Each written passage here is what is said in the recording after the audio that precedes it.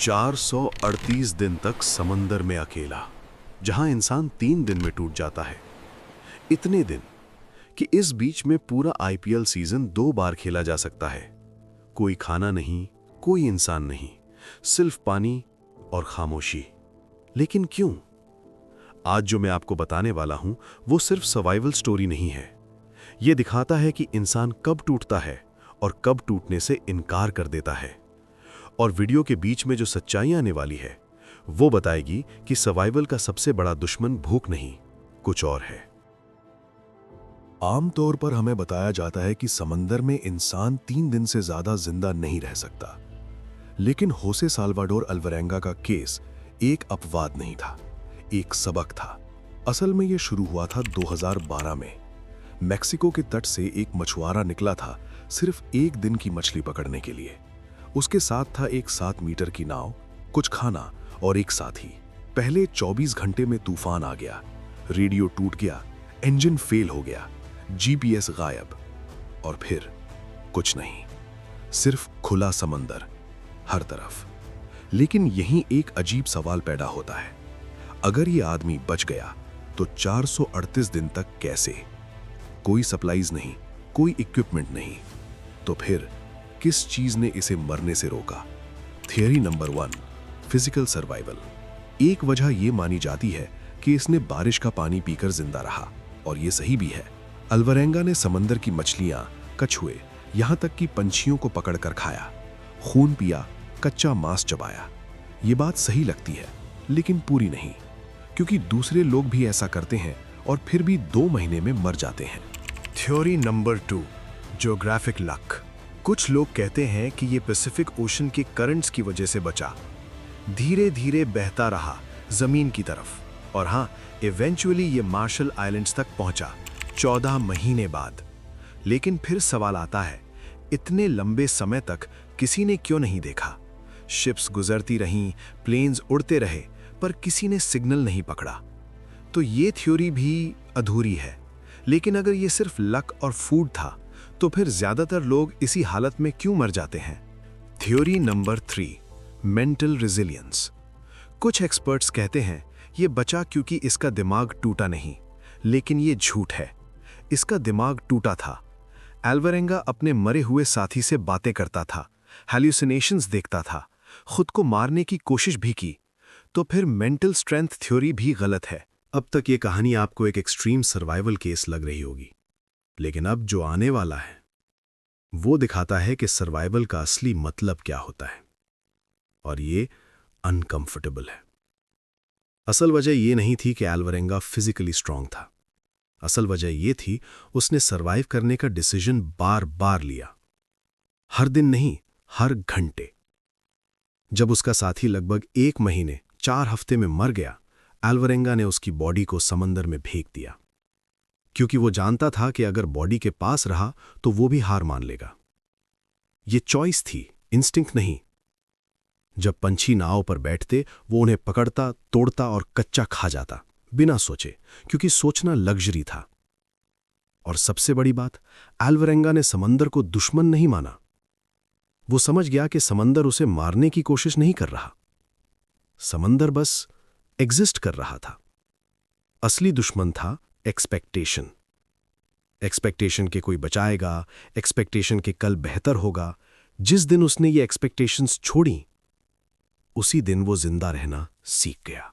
और सबसे डरावनी बात यह है, आज हम सब बिल्कुल उसी सिचुएशन में हैं। हम सब किसी न किसी ओशन में बह रहे हैं, सोशल मीडिया की लहरों में, जॉब इनसिक्योरिटी के तूफानों में, मेंटल हेल्थ के अंधेरे में, और हम सब वेट कर रहे हैं कि कोई आकर बचा लेगा। लेकिन अल्वरेंगा की कहानी ये नहीं सिखाती कि कैसे रेस्क्यू मिलेगा, ये सिखाती है कि जब रेस्क्यू नहीं आता तब क्या करना है।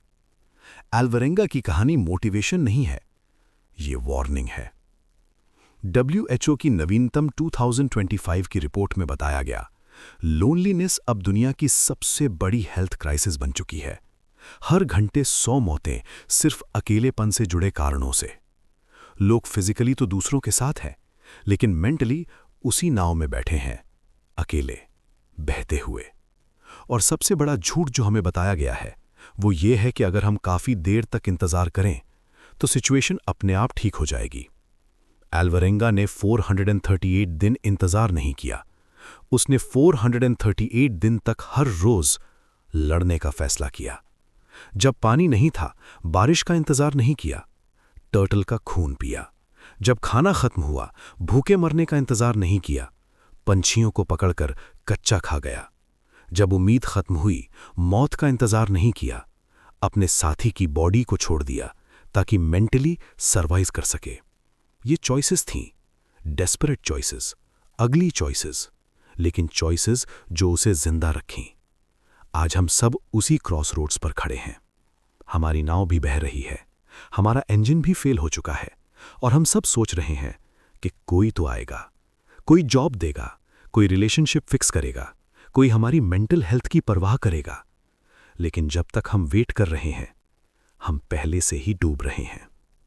तो इस कहानी का असली सबक ये नहीं है कि अल्वरेंगा हीरो था। असली सबक ये है, हम सब उस ओशन में हैं और ज्यादातर बार कोई नहीं आता। इतिहास हमें ये नहीं सिखाता कि कैसे बचना है। इतिहास हमें दिखाता है कि सर्वाइवल इंस्टिंक्ट नहीं होता, सर्वाइवल डिसीजन होता है, हर रोज का। जब अल्वरेंगा को रेस्क्यू किया गया 2014 में, लोगों ने उससे पूछा, तुम कैसे बच गए? उसका जवाब शॉकिंग था। उसने नहीं कहा भगवान की कृपा से, उसने नहीं कहा मैं स्ट्रांग था, उसने कहा मैं हर रोज मरने से इनकार कर देता था। यह एक सिंपल सेंटेंस है, लेकिन इसमें पूरी फिलॉसफी छुपी है। अल्वरेंगा ने सर्वाइव करने के लिए कोई ग्रैंड प्लान नहीं बनाया। उसने बस हर सुबह डिसाइड किया, आज नहीं। जब तूफान आया, आज नहीं। जब भूख लगी, आज नहीं। जब साथी मर गया, आज नहीं। जब हैलुसिनेशंस होने लगीं, आज नहीं। 438 बार उसने यही डिसीजन लिया। और यही डिफरेंस है सर्वाइवल और सरेंडर में। सरेंडर एक बार होता है, सर्वाइवल 438 बार। तो सवाल ये नहीं है कि अल्वरेंगा में 438 दिन कैसे काटे। सवाल ये है, आप अपने ओशन में कब तक वेट करते रहोगे? कब डिसीजन लोगे कि रेस्क्यू का वेट करना बंद करके खुद तैरना शुरू करें? और सबसे इंपॉर्टेंट, आज आपका आज नहीं मूवमेंट कब आएगा? क्योंकि जिस दिन आप ये डिसाइड कर लेते हो कि आज मरना नहीं है, उसी दिन से जीना शुरू हो जाता है। अगर ये कहानी आपको अनकंफर्टेबल कर गई, तो समझ जाइए ये काम कर गई। इसे किसी एक ऐसे इंसान तक जरूर पहुंचाइए जो अभी अपने खुद के ओशन में बह रहा है। क्योंकि कुछ कहानियां सिर्फ इंस्पायर करने के लिए नहीं होती, कुछ कहानियां हमें हिला देने के लिए होती हैं। और अल्वरेंगा की कहानी वो सबक है जो हमें याद दिलाता है कि सर्वाइव करने के लिए सबसे पहले एक्सेप्ट करना पड़ता है।